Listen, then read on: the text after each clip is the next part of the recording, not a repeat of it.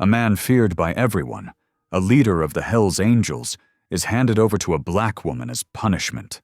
He walks into her small, quiet home expecting weakness. But what he finds inside shakes him to his core. Because this woman doesn't fear him. She treats him like a broken soul worth saving, even when he doesn't believe that himself. But just as he starts to change, something terrifying happens. Dark shadows begin circling her house at night. The same men who once followed him are now hunting him, and they're willing to destroy her home to drag him back. She risks everything to protect a man the world has given up on, and now he must make a choice that could save her life or break her heart. When danger closes in, will he return to the darkness he came from, or fight for the only person who ever saw the good in him? Drop a comment below and share which part of the world you're tuning in from today. If you enjoy stories like this, don't forget to subscribe for more. The sun peeked through gauzy curtains as Mama Josephine Carter stirred from her sleep at 5:30 in the morning. Her weathered hands smoothed the quilt her grandmother had made, and she whispered her daily prayer. Lord, give me strength to help your children find their way home. The floorboards creaked beneath her feet as she made her way to the kitchen of her sprawling Victorian home, now a halfway house for men seeking a second chance. The morning light filtered through the windows, casting warm patches on the worn linoleum floor.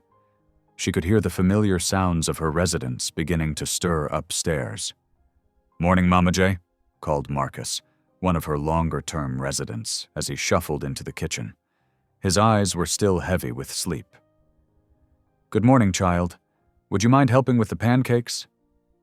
She handed him a mixing bowl, her smile warm and encouraging. One by one, the other men filtered down. 7 souls in total, each carrying their own burden of past mistakes.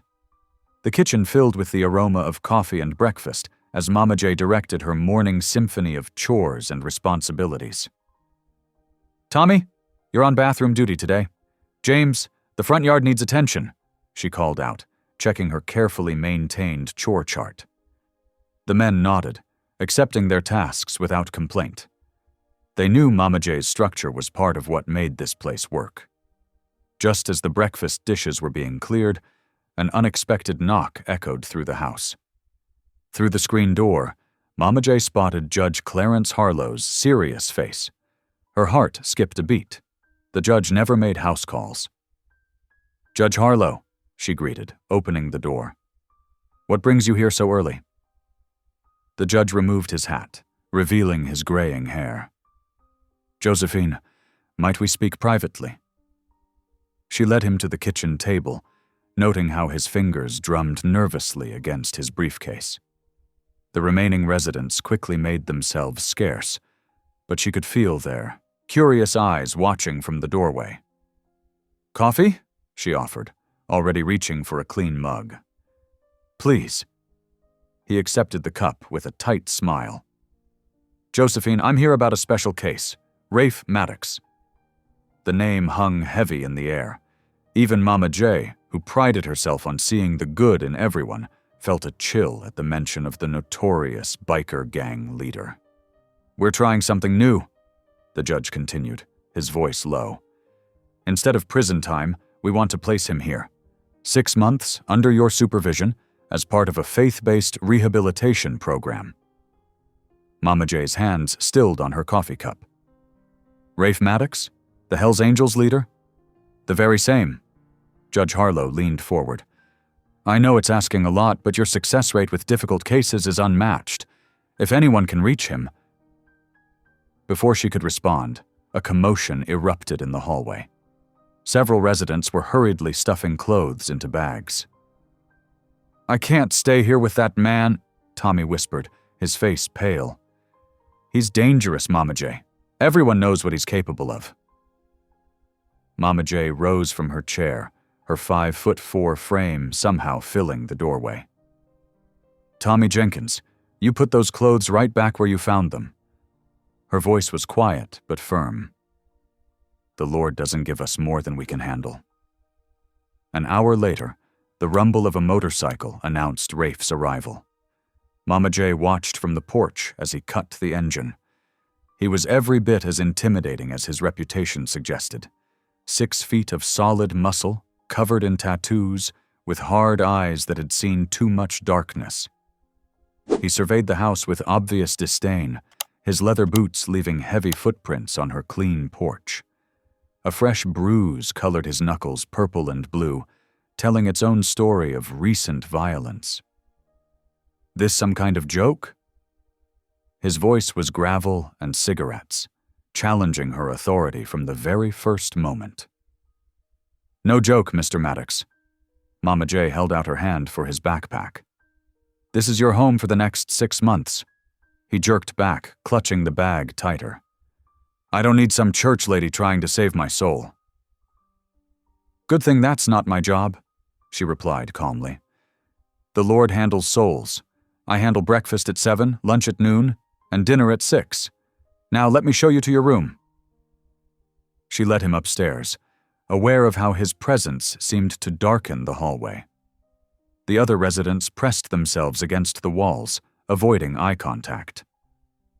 At the end of the hall, she opened a door to a simple room with a single bed and a window overlooking the garden. 3 rules here, she said, turning to face him. God, respect, and chores.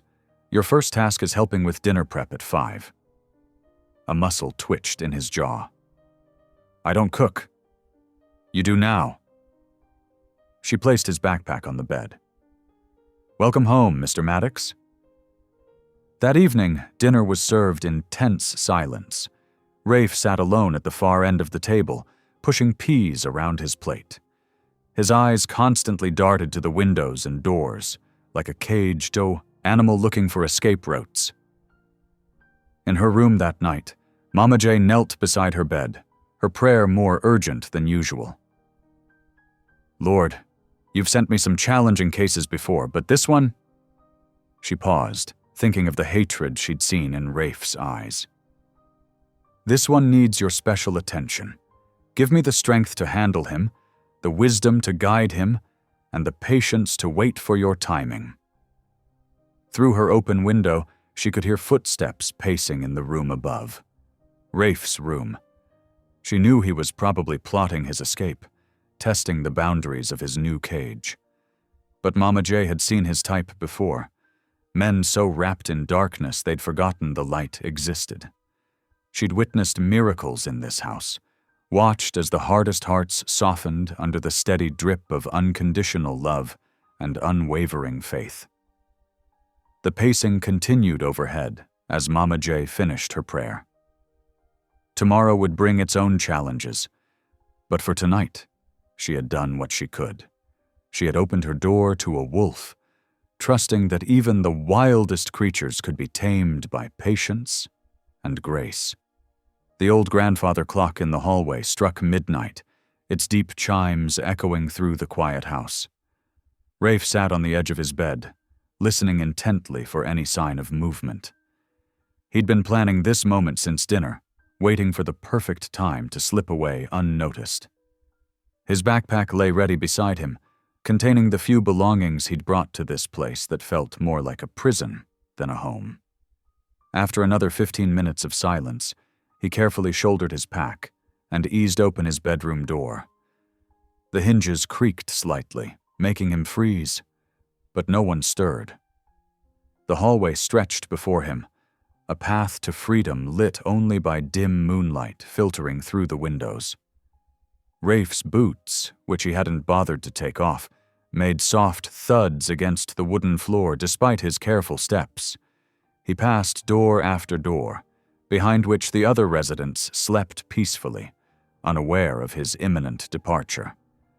The thought of leaving brought both relief and an unexpected twinge of something else, something he quickly pushed aside.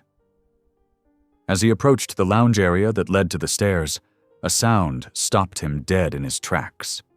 Someone was crying, soft, muffled sobs that spoke of deep distress.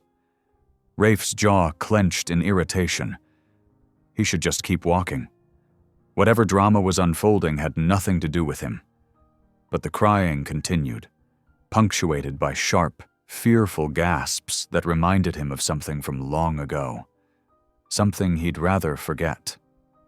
Against his better judgment, he peered around the corner into the lounge.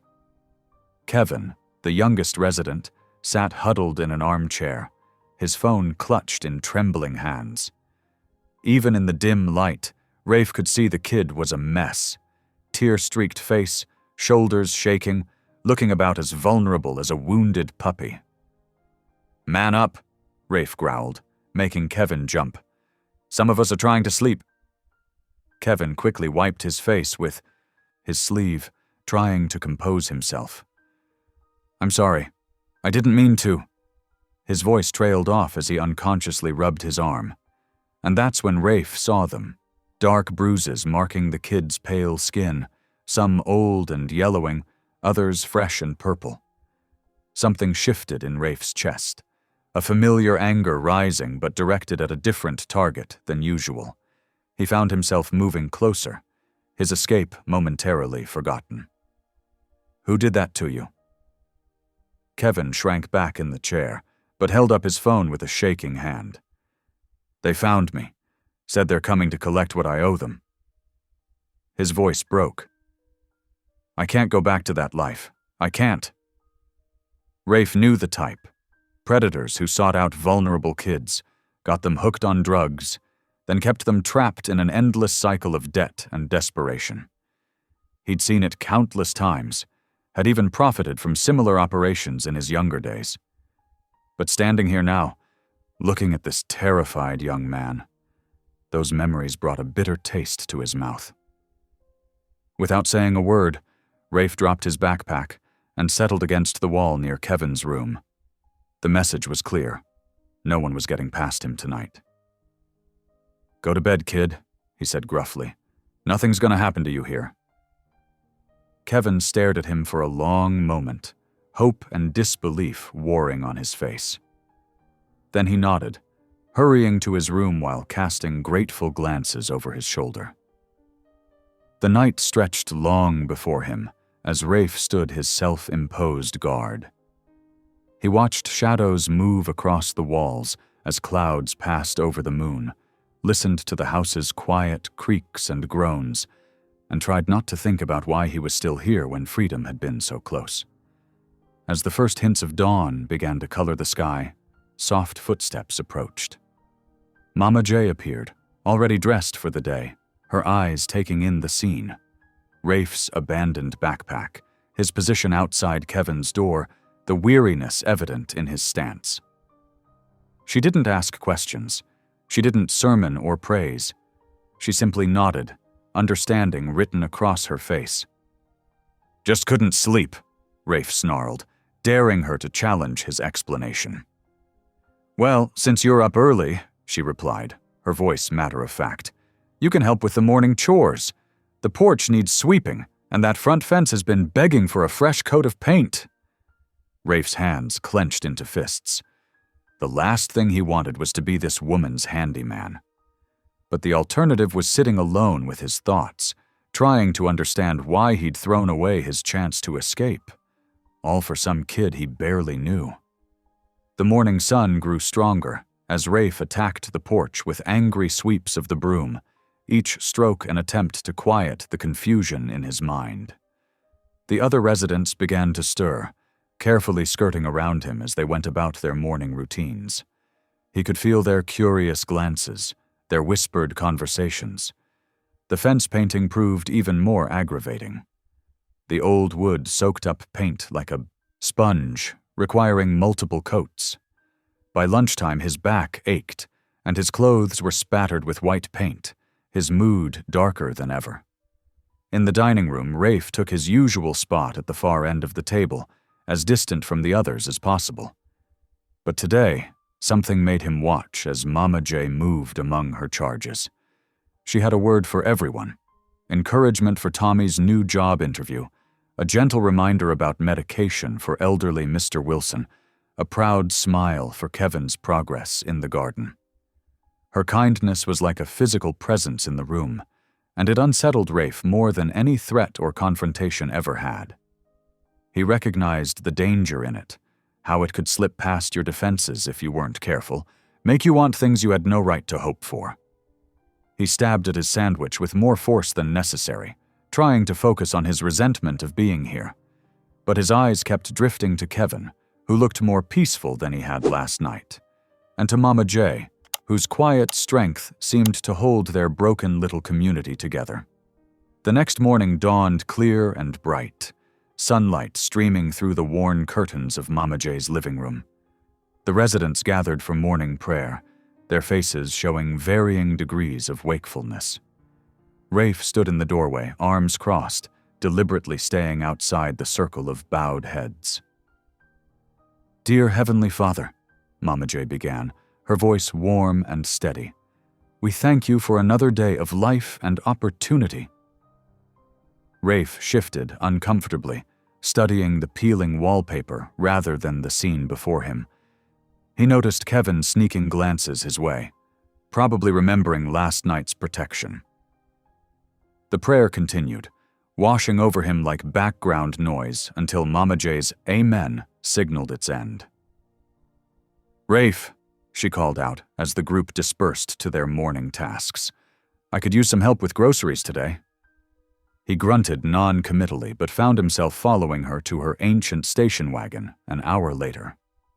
The trunk was packed with brown paper bags, and together they carried them into the kitchen.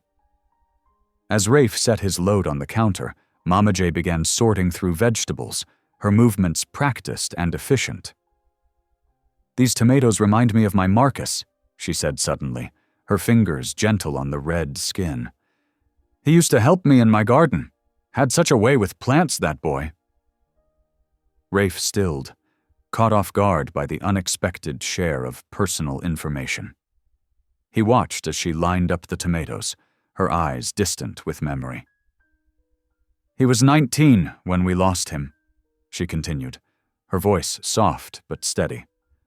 "Wrong place, wrong time, they said. Caught in crossfire between two gangs he wasn't even part of." She picked up a bell pepper, turning it in her hands. "I tried so hard to keep him safe, to show him a better path. But sometimes love isn't enough. Not if it doesn't come with understanding." The kitchen fell silent except for the soft thud of vegetables being sorted. Rafe stood frozen, processing her words. He'd expected judgment from this woman, condemnation for his past.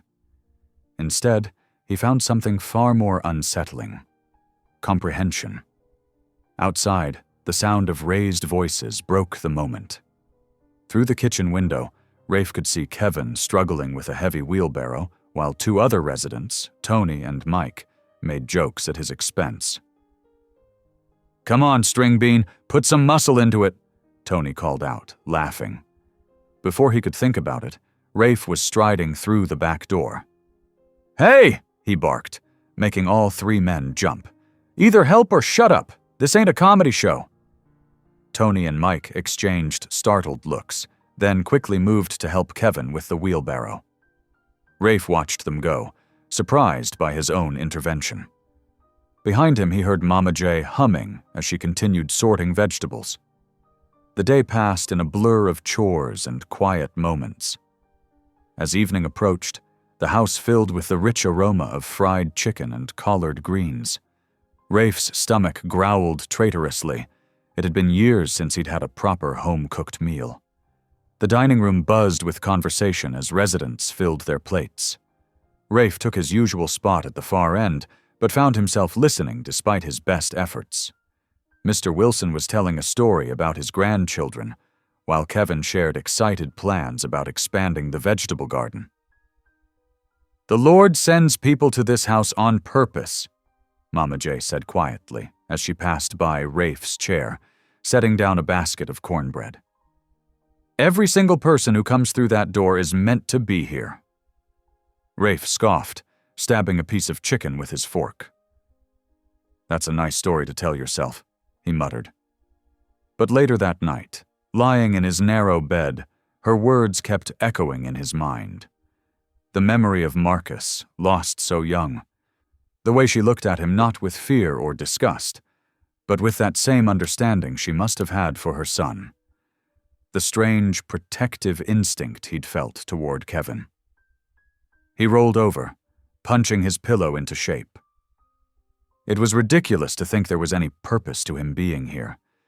And yet, sleep was slow to come as his mind turned over the events of the day, wondering what tomorrow might bring.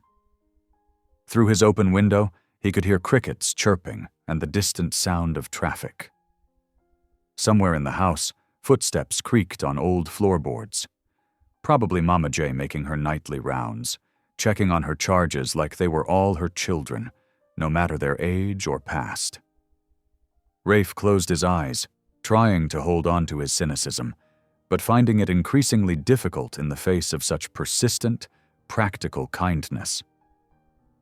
The sound of Mama J's humming from the kitchen earlier played in his memory, mixing with the story of Marcus until he finally drifted off to sleep. The Wednesday morning sun cast long shadows across Mama J's front porch as Rafe examined the broken railing.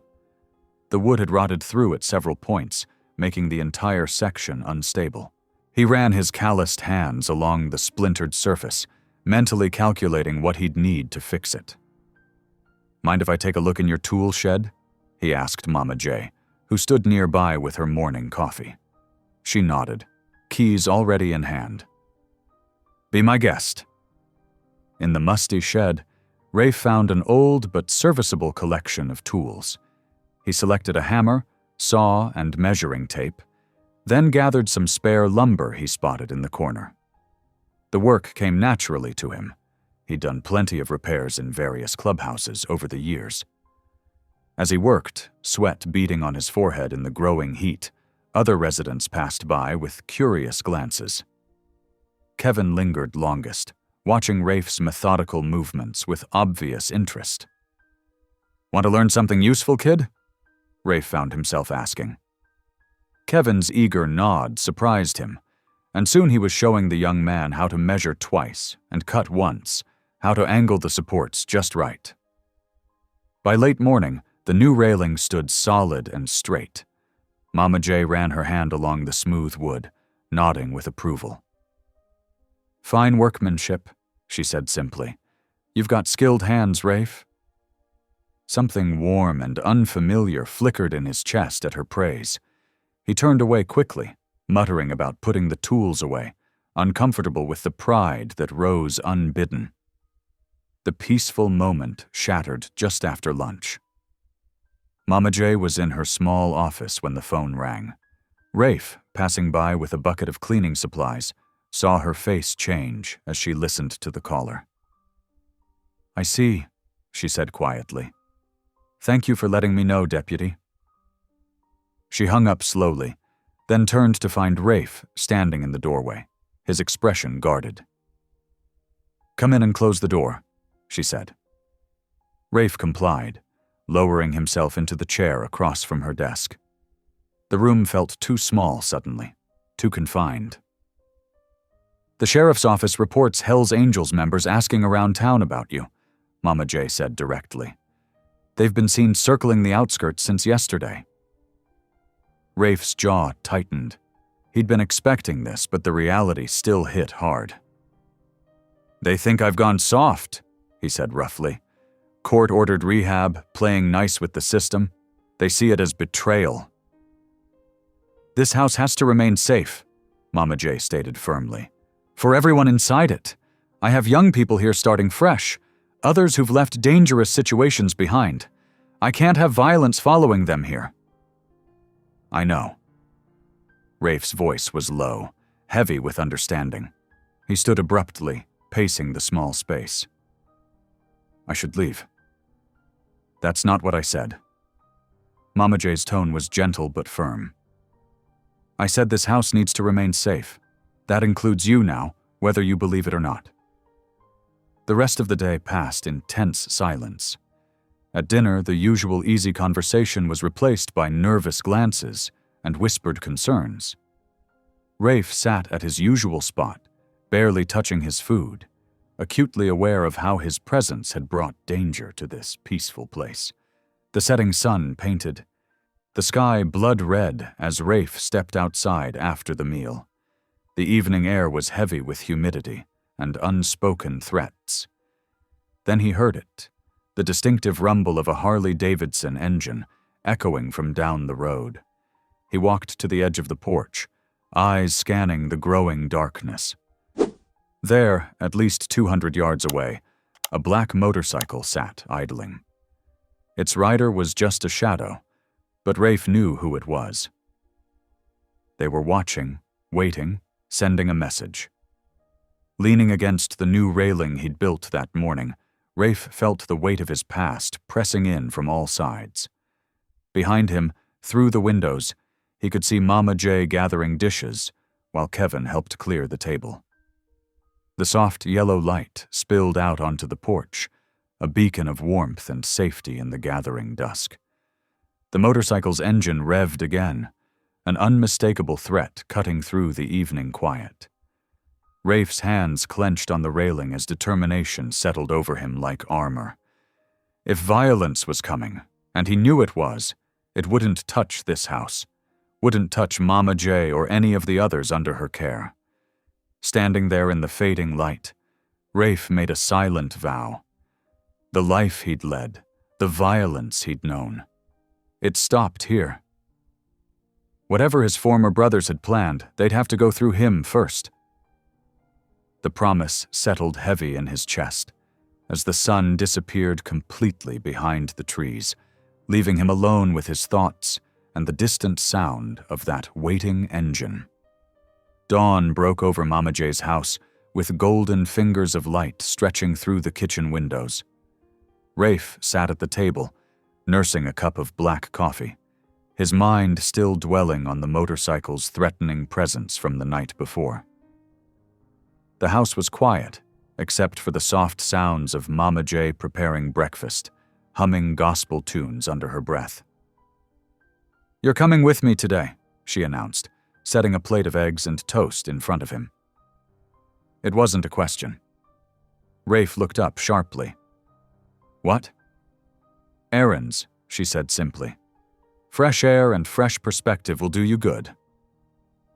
Her tone left no room for argument, though Rafe opened his mouth to try anyway. "I don't think—" "That's right. You don't need to think about it. Just eat your breakfast and be ready in 30 minutes. Rafe found himself, against his better judgment, climbing into Mama J's old Buick half an hour later. The leather seats were cracked but clean, and the car smelled faintly of pine air freshener and peppermint candy. Their first stop was Miller's Grocery on Main Street. As they walked through the automatic doors, Rafe felt exposed under the fluorescent lights, conscious of every eye that turned their way. His tattoos seemed to burn under his t-shirt sleeves, marking him as different, dangerous. "Martha," Mama J called out warmly to the gray-haired woman behind the deli counter. "How's that grandbaby of yours doing?" "Growing like a weed, Josephine," Martha beamed, then faltered slightly as she noticed Rafe looming behind Mama J. "This is one of my boys," Mama J said naturally, as if introducing a long-time family member. "Rafe, would you grab a cart, please? We need to stock up on vegetables for the week." Rafe found himself pushing a shopping cart through the aisles, following Mama J as she consulted her list and chatted with what seemed like every person they passed. Each time she introduced him the same way. "One of my boys." No explanation about his past, no apologetic glances, no qualification of any kind. At the hardware store, old Mr. Jenkins initially watched Rafe with suspicious eyes until Mama J got him talking about the best wood sealant for the porch railing. Soon, Rafe found himself drawn into a detailed discussion about carpentry, surprising himself with how much he knew and could contribute. The community center was their last stop. The building was alive with activity. Seniors playing cards, teenagers shooting hoops in the gym, young mothers gathered for a playgroup. Mama J moved through it all like a queen in her castle, greeting everyone by name, asking about family members, remembering details from previous conversations. "Josephine Carter, you're a sight for sore eyes," called out a woman organizing donations for the food bank. "Helen, dear, how are you? This is Rafe. He's staying with us at the house." Just staying with us, as if he were a visiting relative or a welcomed guest, not a court-ordered rehabilitation case with a violent past. The simple way she presented him made something twist uncomfortably in his chest. Back at the house by early afternoon, Mama J directed Rafe to help Kevin with the yard work. The gate to the vegetable garden had been hanging crooked for days, its hinges loose and rusty. "I ain't much good at teaching," Rafe protested weakly. "Seemed to do just fine with the porch railing yesterday," Mama J countered, already walking away. "Show him what you know." Kevin approached cautiously, toolbox in hand. "The screws keep coming loose," he explained, pointing to the gate. "I've tried tightening them, but it doesn't last." Rafe examined the problem, running calloused fingers over the worn metal. "That's 'cause you're just treating the symptom, not the cause," he found himself explaining. "See here? The wood's rotted around the screws. No matter how much you tighten them, they won't hold." For the next hour, he guided Kevin through the proper repair, cutting away the damaged wood, inserting a solid piece as backing, replacing the hinges entirely. The boy was a quick study, eager to learn, reminding Rafe of himself at that age, before life had taken its darker turns. "Hand me that wrench," Rafe said, then added gruffly, "Please." Kevin's small smile at the courtesy wasn't lost on him. The evening brought the usual gathering for dinner, but something felt different. Rafe found himself taking a seat closer to the others, not quite part of the group, but no longer determinedly separate. Conversation flowed around him. Talk of job searches, upcoming appointments, small victories, and minor setbacks. When Mama J brought out a fresh peach cobbler, the whole table seemed to brighten. The sweet smell of baked fruit and buttery crust filled the kitchen, mixing with the warmth of bodies and voices. "Thank you," Kevin said quietly, as Rafe passed him the serving spoon. Then, even softer, "For making me feel safe last night." The table fell silent.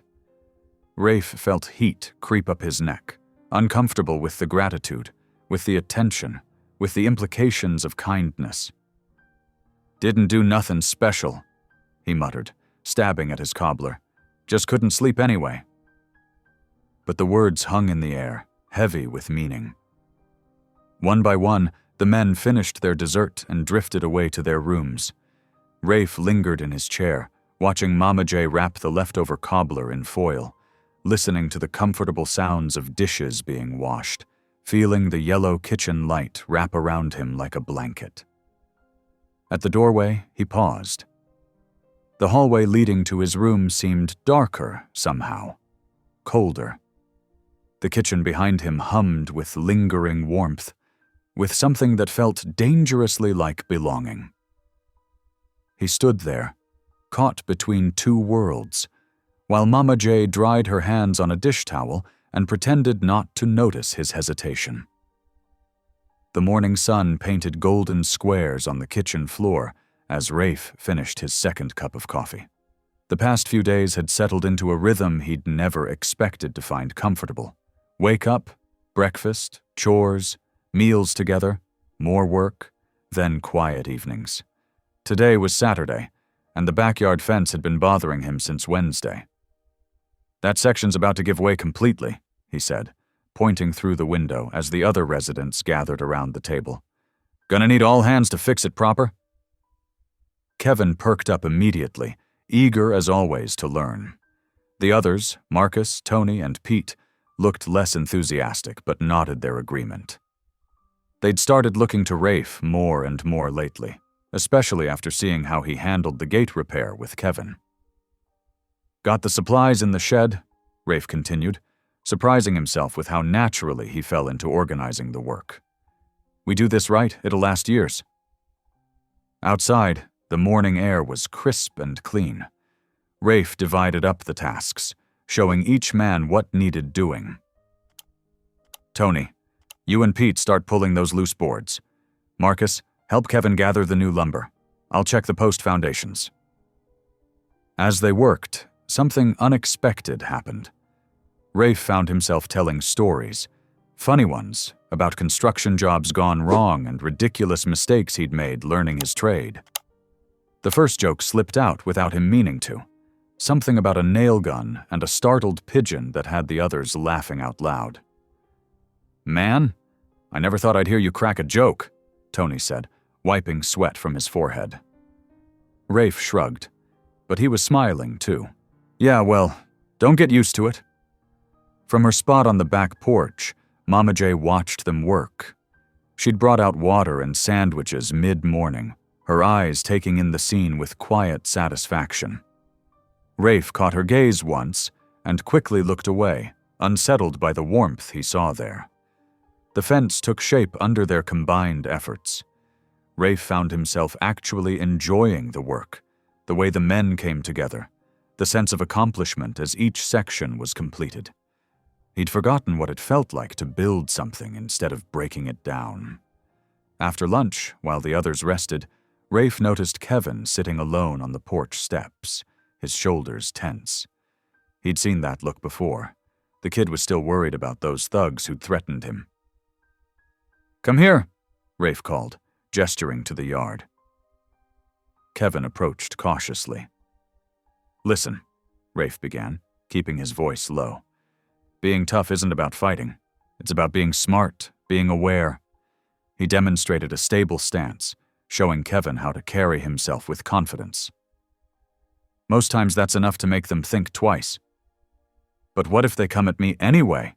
Kevin asked, his voice barely a whisper. "Then you run. No shame in it. Better to be a live coward than a dead hero." Rafe paused, remembering his own stubborn pride at that age. "And you tell me or Mama J you ain't alone anymore, kid." They practiced for almost an hour. How to spot trouble coming, how to diffuse situations, how to escape if needed. Kevin soaked it all in, his movements becoming more assured with each repetition. Later that afternoon, a dark sedan cruised slowly past the house, its tinted windows reflecting the sun. Rafe was on his feet before he even thought about it, moving smoothly between Mama J and the driveway as she watered her flower beds. His eyes scanned the vehicle, noting details, make, model, plate numbers, while his body tensed for trouble. The car accelerated suddenly and disappeared around the corner. Only then did Rafe realize he was standing in a protective stance, his hand automatically reaching for a weapon that wasn't there anymore. "Thank you," Mama J said simply, continuing to water her petunias as if nothing had happened. "Force of habit," he muttered, embarrassed but not moving away until he was sure the threat was gone. That evening, rich aromas filled the kitchen as Mama J stirred a huge pot of beef stew. The smell hit Rafe like a physical blow. Beef, carrots, potatoes, and something else. Something that yanked him straight back to a rare, happy memory from his childhood. "My grandmother used to make something like this," he found himself saying, as Mama J added fresh herbs to the pot. "Before she passed, when I was 12. The kitchen grew quiet, the other men pausing in their dinner preparations. Rafe rarely spoke about his past. "She let me help sometimes," he continued, surprising himself. "One time I knocked the whole spice rack into the pot, but you know what? She just laughed, said we'd call it surprise stew, and served it anyway." He chuckled at the memory. "Worst thing I ever tasted, but she ate every bite, telling me how creative I was." The story broke something open in the room. Soon the others were sharing their own childhood cooking disasters, the kitchen filled with laughter and easy conversation. Rafe found himself smiling more than he had in years. After dinner, the men drifted off to bed, still grinning. the day's work and good food making them pleasantly tired. Rafe stepped out onto the front porch, settling into one of the old wooden chairs. The night was quiet, except for crickets and distant traffic. He sat there for a long time, looking up at the stars. Something had changed today. Or maybe it had been changing all week, so gradually he hadn't noticed until now. The constant tension in his shoulders had eased. The burning need to prove himself, to maintain his hard exterior, had softened. What surprised him most was how natural it felt to help others, to teach, to protect. Like maybe this was who he'd been meant to be all along, before life had twisted him into something else. The thought should have scared him, but instead it settled in his chest like a warm weight, comfortable and right. He touched the wooden porch rail, his fingers finding the grain of the wood he'd helped repair. For the first time in longer than he could remember, Rafe Maddox felt like he might be exactly where he belonged. The aroma of smoking meat drifted through the neighborhood early Sunday morning. Mama J had been up since dawn, preparing her special barbecue sauce, and humming along to the gospel music flowing from an old radio on the kitchen windowsill. The sounds of Amazing Grace mixed with the sizzle of meat and the clatter of residents setting up folding tables across the backyard. Rafe found himself caught up in the preparations, moving chairs and tables without complaint. The morning sun warmed his shoulders as he worked, and he noticed his usual tension was barely there. Kevin followed him around like a shadow, helping wherever he could, his face brightening whenever Rafe gave him direction. "Tables need to be more spread out," Rafe called to the others. "People need room to move between them." He demonstrated by shifting one table, and the other residents quickly followed his lead. The yard slowly transformed into an welcoming space for the gathering. Around noon, the first neighbors began to arrive. They came slowly at first, casting uncertain glances at the house they usually hurried past. Rafe noticed their hesitation, the way parents pulled their children closer when they first spotted him. But Mama J had given him a job to do, and he was determined not to let her down. "Welcome," he said quietly, nodding politely as he carried trays of food to the serving tables. "The drinks are over there." He kept his movements smooth and deliberate, trying to appear as non-threatening as possible. The music from the radio created a cheerful backdrop as more people arrived, bringing covered dishes and uncertain smiles. Children darted between the tables, their initial wariness of Rafe melting away as they saw him helping, carrying plates, and responding to Mama J's gentle directions. "Could you bring out more cups, honey?" Mama J called to him, and Rafe nodded, heading inside. When he returned, he found her gathering everyone's attention by tapping a plastic cup with a spoon. "I want to thank you all for coming today," she began, her voice carrying across the yard. "This house has always been about second chances and new beginnings. Today I'd like you to meet someone special." She gestured to Rafe, who felt his face grow hot as all eyes turned to him. "This is Rafe Maddox, a man who's working hard on becoming his best self." The silence that followed felt endless to Rafe, but then someone started clapping. The applause spread, genuine and welcoming, making Rafe duck his head in embarrassment. He wasn't used to this kind of attention, the kind that didn't come from fear or intimidation. Kevin beamed beside him, standing straighter as if some of Rafe's reputation now reflected positively on him too. "They like you," he whispered, and Rafe just shrugged, not knowing how to handle the warm acceptance in people's eyes. Throughout the afternoon, Rafe found himself drawn into conversations he never would have imagined having a week ago. Mrs. Henderson from 3 doors down asked his advice about her broken fence. Mr. Thompson wanted to know if he could look at his car's engine sometime. The children stopped giving him a wide berth and started including him in their games, especially after he helped retrieve a frisbee that had landed on the roof. As the sun began its descent, painting the sky in brilliant orange and pink, Mama J called everyone together again. "Before we finish up with dessert," she said, "I'd like us to join hands for a moment of gratitude." Rafe felt Kevin's small hand slip into his right one, and on his left, surprisingly, was Mrs. Henderson. The circle of people stretched around the yard, connected in that simple human way that transcended all barriers. "Dear Lord," Mama J began, her voice rich with emotion, "we thank you for this food, this fellowship, and most of all, for the way you bring people together. Thank you for new beginnings and open hearts. Amen." "Amen," the group echoed, and Rafe found himself whispering it too, though he hadn't prayed since he was a child. The evening wound down with paper plates of warm peach cobbler being passed around. Rafe sat on the porch steps, watching as the last rays of sunlight faded from the sky. Children still played tag in the yard, their parents chatting in comfortable groups. Kevin sat next to him, proudly showing him a card trick he'd learned from another resident.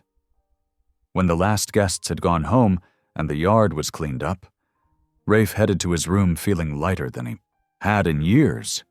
The sound of crickets chirped through his open window, and somewhere down the hall, he could hear Mama J humming as she finished up in the kitchen. For the first time since he was a boy, Rafe felt like he was part of something good, something pure. He lay in bed, replaying the day's events, the smiles, the handshakes, the simple acceptance he'd been shown. Sleep came easily, accompanied by the gentle night sounds of a house at peace. He drifted off with a smile still on his face, unaware that this would be the last truly peaceful night for quite some time. The peaceful night shattered at 3:15 in the morning. Dogs up and down the street erupted into frenzied barking, their urgent warnings piercing the darkness. Rafe's eyes snapped open, his body tensing as he recognized the distant rumble of motorcycle engines growing closer. In his room, he was already on his feet when the first engine roared into the driveway. The sound of multiple bikes echoed off the house's walls, and his heart hammered against his ribs. He knew those engines. He knew what was coming. "No, no, no," he whispered, rushing to his door. The hallway was filling with confused residents, some still in their pajamas, rubbing sleep from their eyes.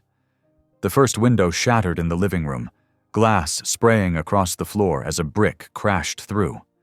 Screams erupted from downstairs. Another window broke, then another. The sound of heavy boots stomped up the porch steps. "Where is he?" a rough voice bellowed. "Where's our brother?" Rafe reached the top of the stairs just as the front door burst open. 6 Hell's Angels members pushed their way in, leather vests gleaming in the dim light, chains swinging from their fists. The residents scattered like frightened birds, some diving back into their rooms, others pressing themselves against walls. Mama J emerged from her bedroom, her house robe tied tight around her waist. "Stop this," she commanded, her voice strong despite the fear in her eyes. "You have no right to be here." The largest biker, Snake Eye Joe, grabbed her arm roughly. "Shut up, old woman!" He shoved her, and Mama J stumbled, falling hard onto the wooden floor. Something snapped inside Rafe. "Don't touch her," he roared, taking the stairs 3 at a time. His fist connected with Snake Eye's jaw before the man could turn, sending him staggering backward. But there were too many of them. While Rafe managed to land several solid punches, defending Mama J, who was struggling to her feet, the gang surrounded him.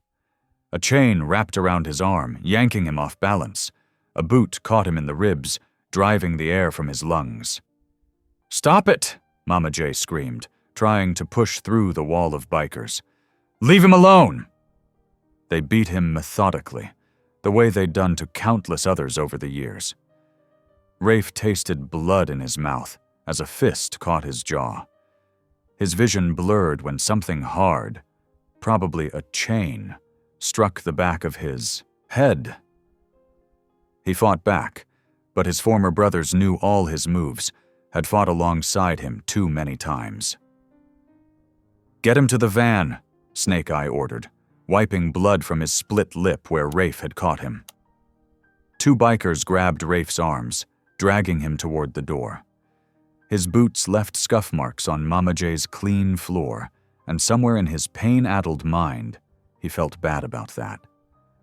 He could hear Kevin crying somewhere upstairs, and other residents whimpering in fear.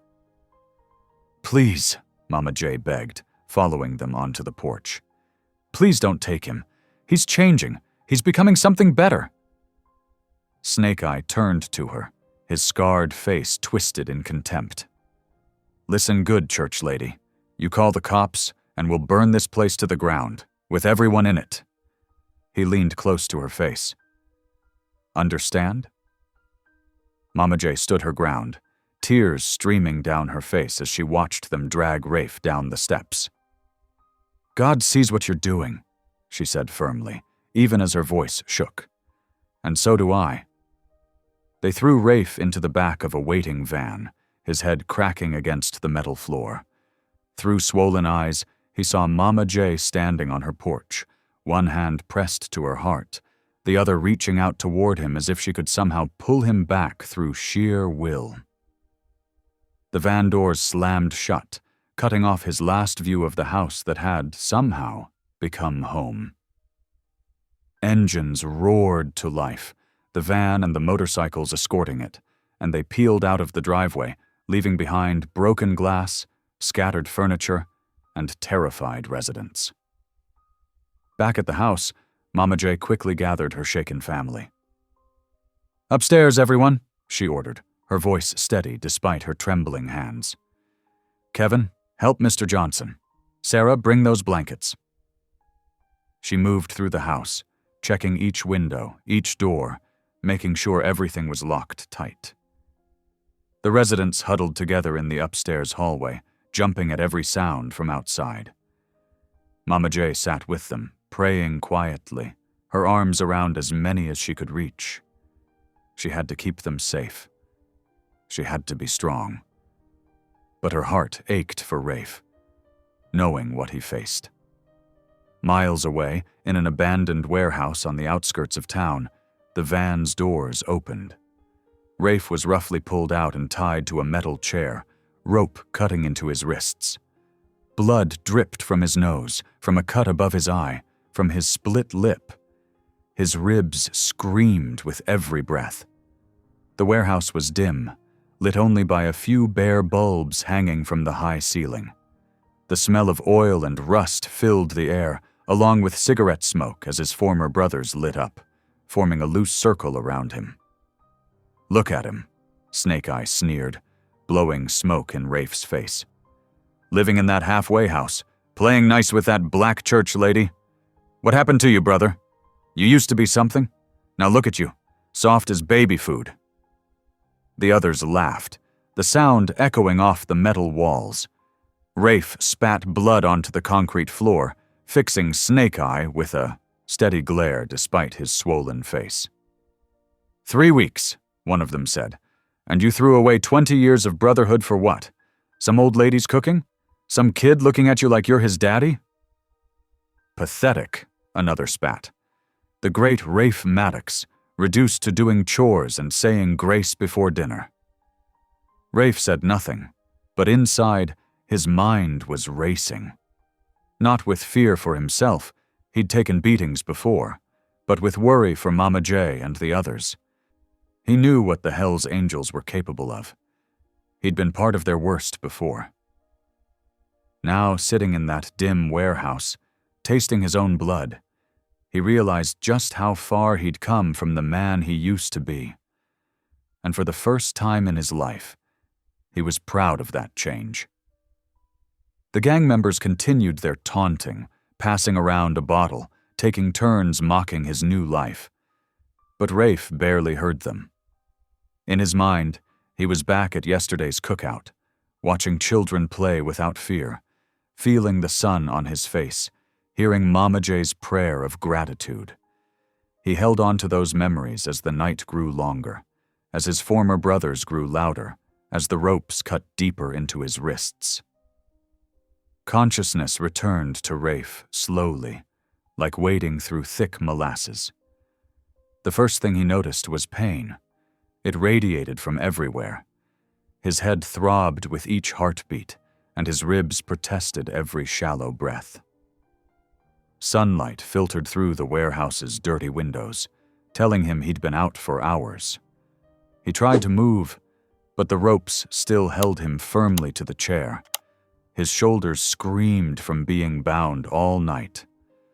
The warehouse floor was littered with beer bottles and cigarette butts from his former brother's night of celebrating their catch. Snake Eye emerged from the shadows, fresh cigarette dangling from his lips. "Morning, Sunshine. Sleep well?" He kicked one of Rafe's bound legs, making him grunt in pain. "Go to hell," Rafe muttered through cracked lips. "That's more like the old Rafe," Snake Eye grinned. "But still not quite there. Don't worry, we got all day to remind you who you really are." He gestured to the other gang members lounging against the walls. "See, here's the deal. You come back, take your rightful place leading us, and we leave that little halfway house alone. You refuse." He let the threat hang in the air. Rafe's heart clenched at the mention of the halfway house. Images of Mama J flashed through his mind, her gentle smile, her quiet strength, the way she'd reached out for him even as they dragged him away. He remembered her story about Marcus, her son, how she'd lost him to this same cycle of violence. She tried to save her boy, Rafe thought, his foggy mind clearing, and she lost him to people just like this, just like I used to be. The realization hit him hard. He couldn't let Mama J lose another soul to this darkness. He couldn't let her become another casualty of the violent world he'd helped create. Meanwhile, back at the halfway house, morning. Light streamed through the broken windows. Mama J knelt in her living room, sweeping up shattered glass with shaking hands. Her knees were scraped and bruised from when they'd pushed her down, but she barely noticed the pain. She moved through the house methodically, checking on each resident.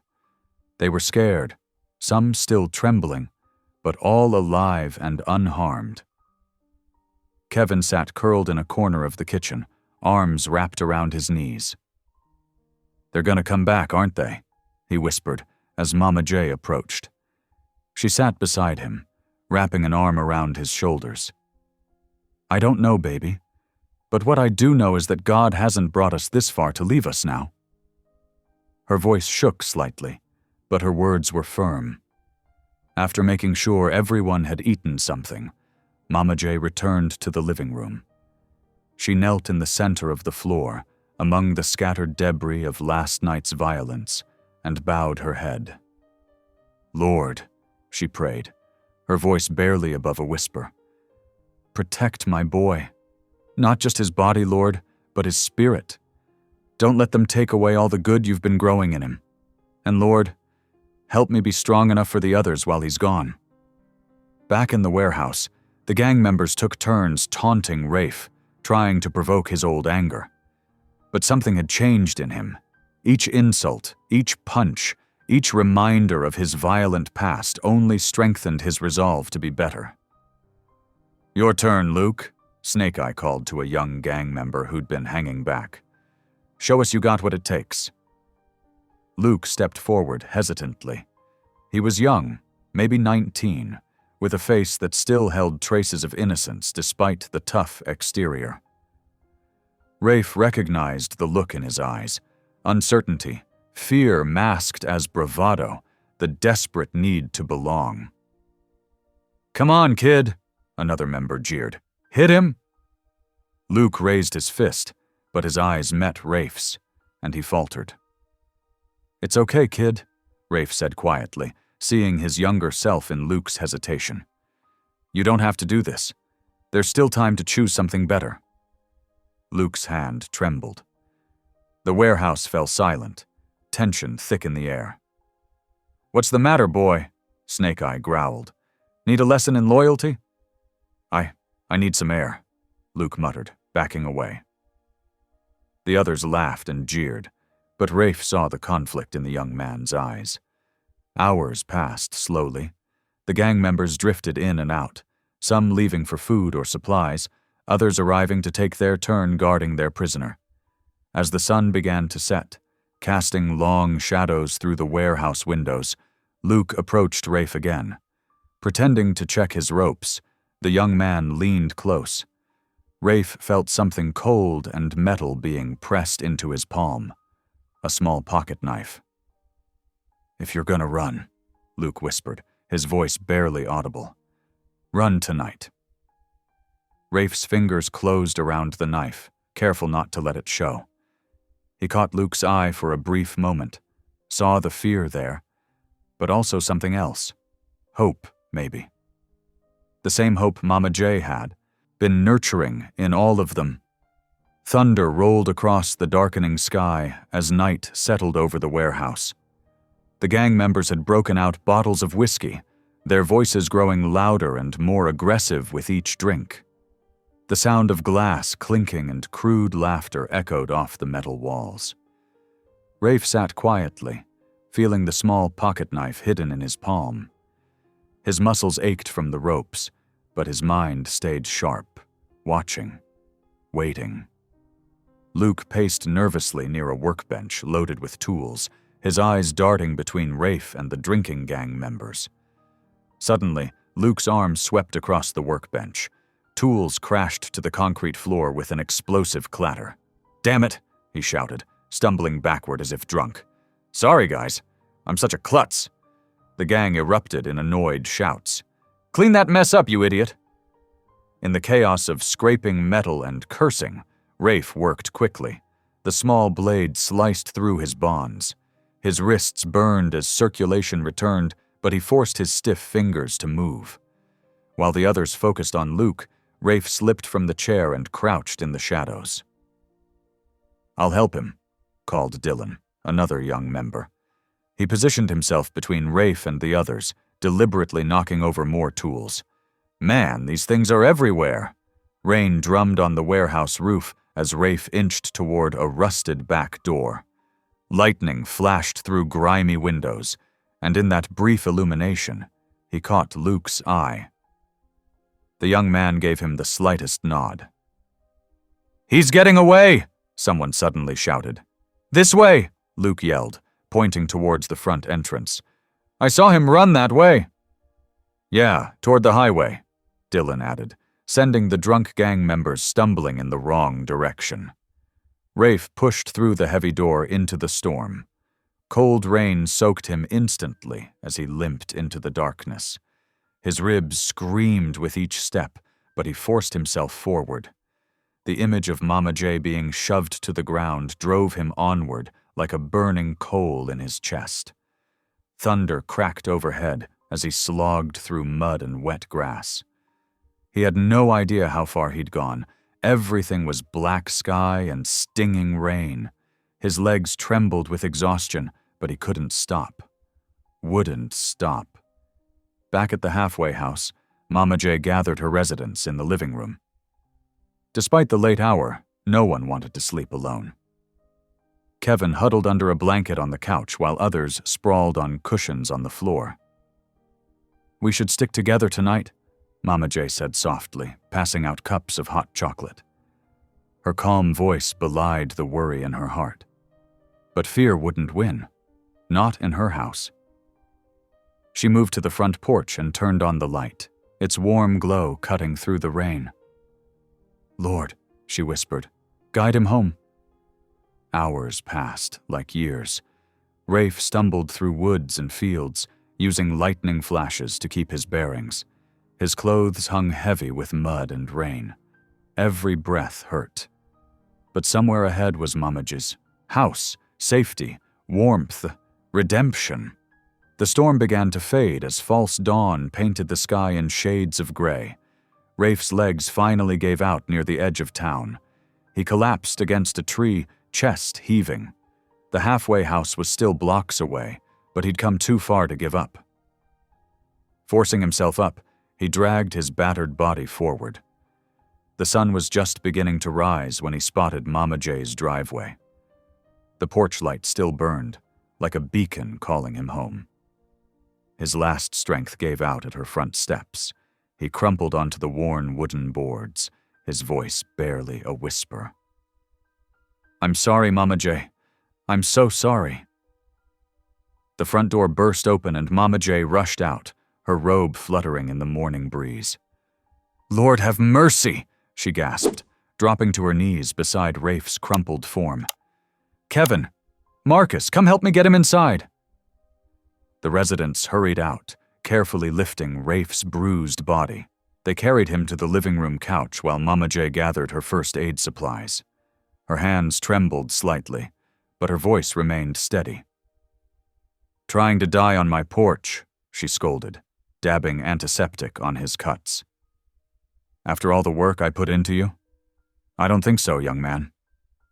Rafe winced at the sting, but managed a weak smile. "Yes, ma'am?"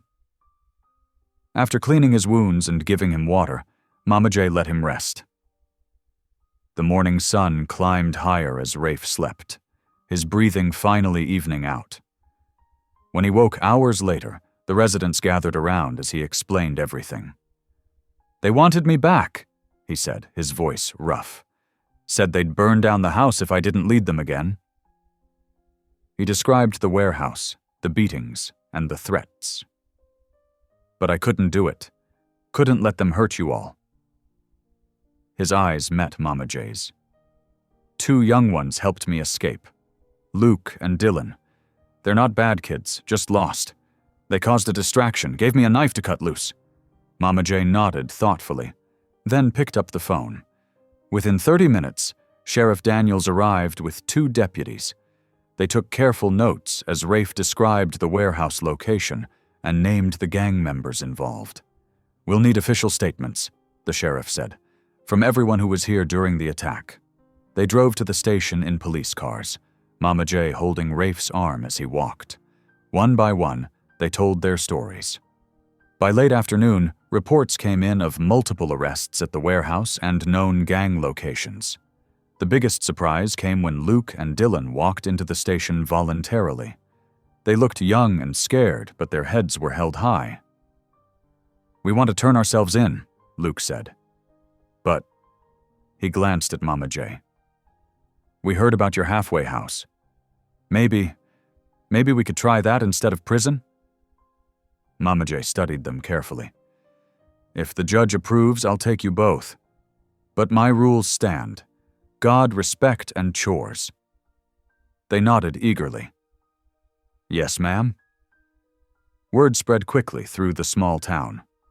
By evening, trucks started arriving at the halfway house. People brought lumber, tools, and supplies to repair the damage. Others brought food, casseroles, pies, and fresh bread. Rafe insisted on helping despite his injuries. He stood in the yard, hammer in hand, showing the other residents how to properly secure boards over the broken windows. Each nail felt like a step forward, each repaired board like healing. "You're doing it wrong," he told Kevin with gruff affection, adjusting the young man's grip on the hammer. "Like this, see?" The sun was setting when Mama J called everyone in for dinner. The kitchen smelled of rich beef stew and fresh cornbread. Residents, volunteers, and even a few neighbors crowded around the expanded table. Rafe sat next to Mama J, no longer at the far end. As bowls were passed and conversation flowed, he looked around at the faces, some bruised, all smiling. This wasn't just a halfway house anymore. This was family. "Eat up," Mama J said, filling his bowl a second time. "Can't fix windows on an empty stomach?" "Yes, ma'am," Rafe replied, and this time his smile came easily. The late afternoon sun cast long shadows across Mama J's property as Rafe and Kevin worked on the barn roof. Their hammers rang out in steady rhythm, punctuated by occasional laughter. "Race you to finish this section before sunset?" Rafe called out, a playful glint in his eyes. His bruises had long since faded, replaced by the healthy glow of honest work. Kevin grinned, confidence evident in his stance, so different from the frightened young man who'd arrived months ago. "You're on, but don't blame me when you lose, old man." "Old man." Rafe pressed a hand to his chest in mock offense. "I'll show you old."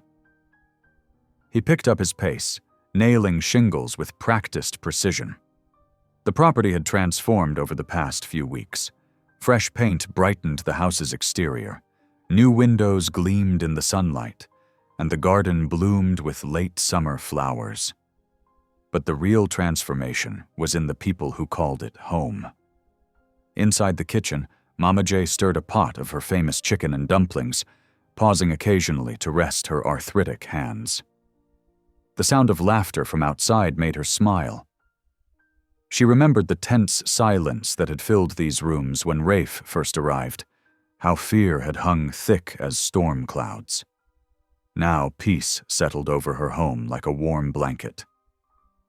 "Boys," she called out the window, "supper's ready. Come on down from there before you break your necks."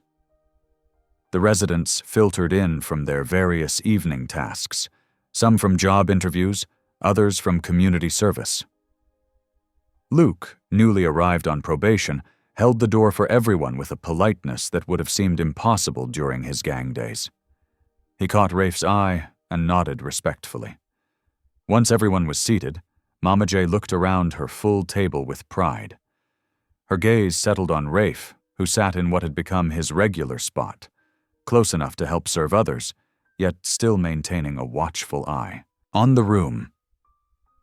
In recent weeks, he'd stepped naturally into a leadership role, driving residents to appointments, organizing morning exercise sessions, and even leading evening prayers when her arthritis made it difficult to kneel.